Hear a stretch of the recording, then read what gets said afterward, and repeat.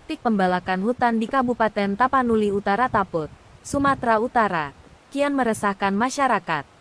Aktivitas ilegal yang berlangsung di Dusun Peatolong, Desa Parbaju Toruan, Kecamatan Tarutung, Tapanuli Utara, bukan hanya merusak lingkungan, tetapi juga mempertontonkan lemahnya pengawasan pihak terkait pada dugaan kerjasama Kepala Desa Amit Hendra Huta Barat dengan pengusaha kayu. Pada tanggal 12 Agustus tahun 2025, tim jurnalis bersama aktivis LSM menemukan aktivitas penebangan kayu berlangsung di lokasi. Warga sekitar mengaku resah, sebab pohon-pohon ditebangi hingga ke bibir Sungai Aek Situmandi, kawasan rawan longsor.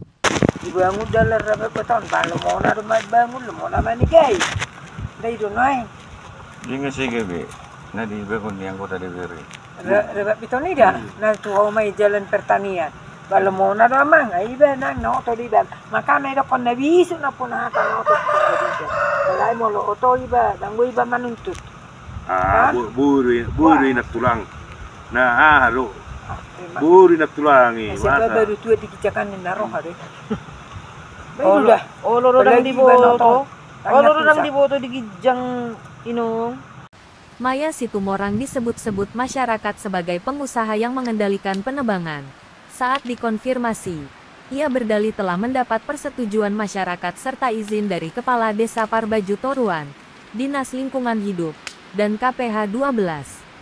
Surat atau berarti kedua kepala desa mengetahui semuanya, dan begitu juga orang dinas kehutanan mengetahui dan linduk, karena kemarin membuat kesepakatan mereka yang hadir di sana, hadir juga linduk, hadir juga dari pihak kehutanan, hadir juga dari kepala desa.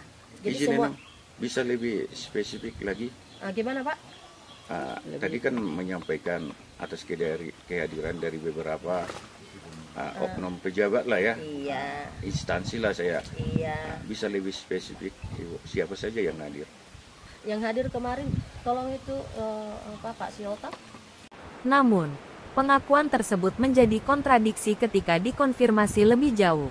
Kepala Desa Parbaju Toruan, Hendra Amit Huta Barat, mengakui memang telah mengeluarkan izin. Lebih ironisnya, izin tersebut murni inisiatif pribadi tanpa koordinasi dengan pemerintah Kabupaten Tapanuli Utara. Tidak ada koordinasi dengan pemerintah daerah. Itu inisiatif saya sendiri, ujar Kades Amit Hendra Huta Barat. Pak Kepala Desa, apakah ada koordinasi dengan pihak terkait mengenai jalan ini? Apa bisa dilewati lojing atau segala macamnya? Sudah ada koordinasi sama pemerintah atau pihak yang terkait? Maksudnya gimana? Berarti artinya langsung kebijakan Bapak Kepala Desa ya memberikan izin kan gitu. Atas dasar apa Bapak memberikan izin itu aja? Sekarang kan ada hasil musyawarah masyarakat. Kalau koordinasi dengan pemerintah, misalnya PU, nggak ada. Kepala KPH 12 Adri Sihotang, yang disebut pengusaha Maya Situmorang mengetahui aktivitas tersebut. Ketika dikonfirmasi melalui pesan WhatsApp-nya, memilih bungkam. Dinas Lingkungan Hidup juga bungkam akan hal tersebut. Ketika dikonfirmasi terkait aktivitas pembalakan hutan yang masih berlangsung. Sebelumnya Kadis Lingkungan Hidup sudah menyampaikan akan menghentikan aktivitas tersebut. Lebih janggal lagi ketika dikonfirmasi. Kardo Simanjuntak, Kabid Lingkungan Hidup Taput, justru balik bertanya. Pembalakan hutan yang mana? Seolah-olah tidak mengetahui aktivitas yang telah menjadi sorotan masyarakat luas. Ketika video pembalakan dikirim untuk meminta tanggapan, Kardo Simanjuntak tidak memberikan tanggapannya. Sementara itu, Heber Tambunan, Kepala Dinas Lingkungan Hidup Tapanuli Utara menegaskan tidak pernah memberikan izin kepada Maya Situmorang. Ia bahkan menyatakan aktivitas tersebut harus dihentikan. Namun, fakta di lapangan bertolak belakang dengan pernyataan Kadis Lingkungan Hidup. Pembalakan kayu masih terus berlangsung hingga tanggal 24 Agustus tahun 2025. Sesuai dengan laporan masyarakat yang menyatakan aktivitas penebangan kayu tersebut masih berlangsung. Selain itu, akses jalan rabat beton yang baru dibangun dari pokir anggota DPRD Taput mengalami kerusakan parah akibat aktivitas pengangkutan kayu yang lalu lalang dari jalan tersebut.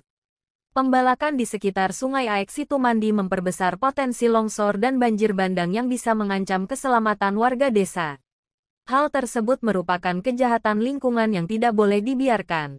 Tegas Ketua LSMLP 3D, Rahlan Sanriko Lumban Tobing. Aktivitas ini jelas melanggar Undang-Undang Nomor 18 Tahun 2013 tentang Pencegahan dan Pemberantasan Perusakan Hutan. Pasal 17 Junto Pasal 82 Undang-Undang tersebut menegaskan, pelaku pembalakan liar dapat dihukum penjara hingga 15 tahun dan denda maksimal 10 miliar rupiah. Artinya, izin sepihak dari kepala desa maupun dalih persetujuan masyarakat tidak memiliki dasar hukum, ujar Sanriko. Hal senada juga disampaikan Ketua DPC LSM Perkara, Pemerhati Kinerja Aparatur Negara Kabupaten Tapanuli Utara, Bangun MT Manalu. Kasus pembalakan liar di Desa Parbaju Toruan, Dusun Peatolong ini bukan sekedar pelanggaran administratif, melainkan kejahatan lingkungan yang kita duga terorganisir. Fakta di lapangan menunjukkan ada dugaan pembiaran yang nyata dilakukan oleh oknum pihak terkait maupun pemerintah desa, ujarnya. Ketika seorang kepala desa berani mengeluarkan izin sepihak tanpa koordinasi dengan pemerintah kabupaten, itu jelas bentuk penyalahgunaan wewenang. Lebih parah lagi, pejabat di Dinas Lingkungan Hidup seolah-olah cuci tangan dan berpura-pura tidak tahu. Sikap seperti ini bukan hanya mempermalukan institusi, tetapi juga mencederai kepercayaan publik terhadap pemerintah daerah.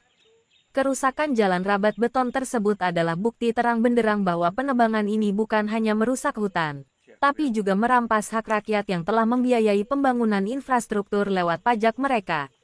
Inilah yang disebut kejahatan ganda, merusak lingkungan dan mengorupsi manfaat pembangunan rakyat.